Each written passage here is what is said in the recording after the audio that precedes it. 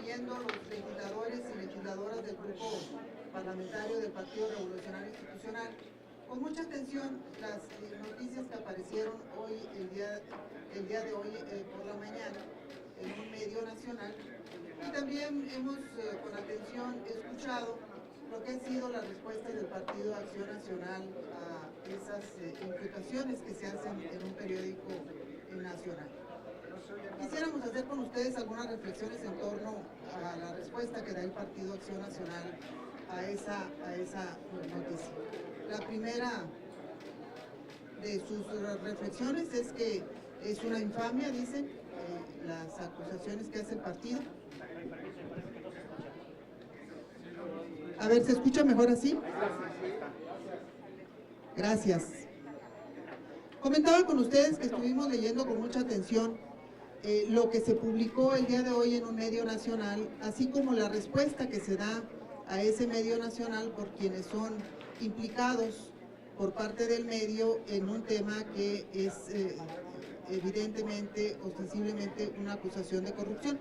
Me llamó la atención y nos llama la atención a las legisladoras y los legisladores del grupo parlamentario del Partido Revolucionario Institucional dos cosas. La primera es la respuesta que da el presidente del Partido Acción Nacional a la acusación que le hace este medio. Dice que es una infamia y que además es una reacción y una amenaza y un intento de intimidación por parte del gobierno federal ante la negativa de Acción Nacional a aceptar la posibilidad del pase automático para la nueva Fiscalía General de la Nación para Raúl Cervantes. Y en relación a eso quisiéramos hacer algunas precisiones. La primera de las precisiones es que no es la primera ocasión en la que un medio nacional hace señalamientos respecto al presunto enriquecimiento que tiene tanto Ricardo Anaya como su familia en esta etapa en la que ha estado como servidor público y desde luego como diputado federal y luego como dirigente de su partido. Recordemos que ya había habido un señalamiento de una forma de vida no justificada por los emolumentos que recibe de parte de su familia en Estados Unidos, así como de los viajes que frecuentemente hacía para visitarlos. Y también recordemos que ustedes han consignado a lo largo de varios años lo que fue un escándalo nacional, que es el llamado caso de Los Moches, en el que diputados de Acción Nacional gestionaban recursos para presidencias municipales en algunas partes del país y luego cobraban un porcentaje a los presidentes municipales. Esto fue incluso declarado por los propios presidentes municipales de ese partido. Exigían un porcentaje para que le llevaran a cabo esta tarea. Me parece entonces que la acusación que hoy hace Ricardo Anaya de una supuesta acción de intimidación, primero no tiene ningún sustento y segundo, a nosotros nos deja la reflexión. ¿Cuál es la necesidad de hacer una aseveración de ese tamaño? Porque lo que nunca dice en su declaración es que no sea cierto lo que la nota nacional menciona. No descalifica el contenido de la nota, no señala que sea falso lo que la nota establece. A mí me queda una pregunta que quisiera hacer. La investigación de este medio dice que hay un crecimiento en el patrimonio empresarial y familiar del 1034%. Y yo le pregunto a los empresarios de este país, en 14 años, ¿qué empresa ha tenido ese mismo crecimiento, ese indicador de crecimiento para que tiene estas empresas que están a nombre de la familia de Ricardo Anaya? Yo les aseguro que ninguna, o sería muy difícil que hubiese una con estos indicadores. Entonces, sí es de llamar la atención, desde luego, el crecimiento de la fortuna familiar.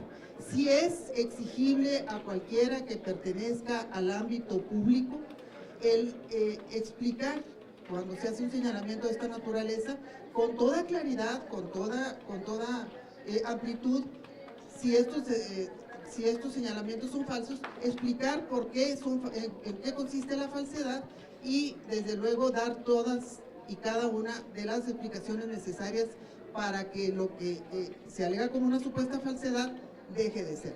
Pero lo que no es válido y lo que no es permisible es que se busque a través de una cortina de humo decir que es el gobierno, así en su conjunto, el que lo está amenazando, el que lo está intimidando, y que deje en la oscuridad lo que debe de ser la respuesta a la señalación y al señalamiento y a la imputación de ese medio. Si es o no es cierto, y si no es cierto, ¿por qué no lo es?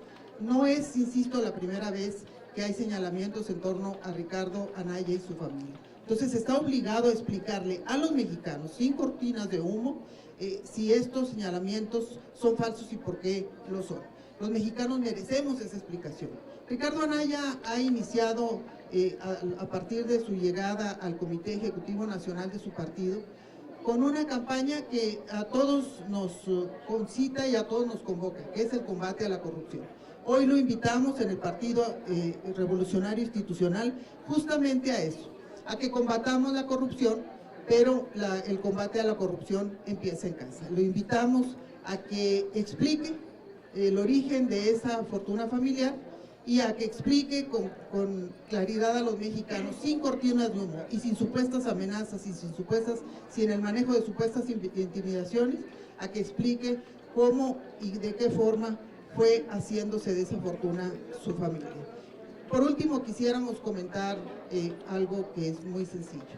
Raúl Cervantes, que es hoy el Procurador General de la República, es un procurador que tiene en su acervo cultural, académico y profesional una enorme solidez.